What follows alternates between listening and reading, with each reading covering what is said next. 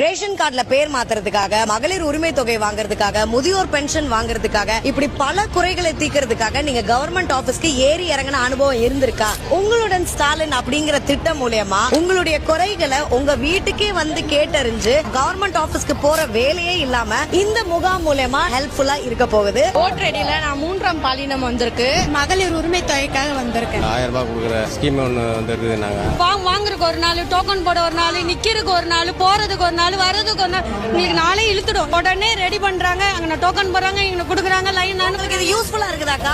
ரொம்ப யூஸ்ஃபுல்லா இருக்குது. சேர்மேன் துரைராஜ் அவர்கள் இருக்கிறாங்க. சமூக நலத்துறை, ஆதிதிராவிட நலத்துறை, வருவாய்த்துறை, 13 துறைகள்ல இன்னைக்கு 45 சேவைகள். எல்லா துறை சார்ந்த அதிகாரிகளும் இங்க இருப்பாங்க. உடனடியான தீர்வு திட்டங்களை ஒரே நாள்ல முடிச்சு தர்றதுதான் மாண்புமிகு முதலமைச்சருடைய நோக்கம். முதலமைச்சர் ஸ்டாலின் தொடங்கி வச்ச இந்த திட்டத்தை நீங்களும் பயன்படுத்தி தேவைப்படுறவங்களுக்கும் ஷேர் பண்ணுங்க.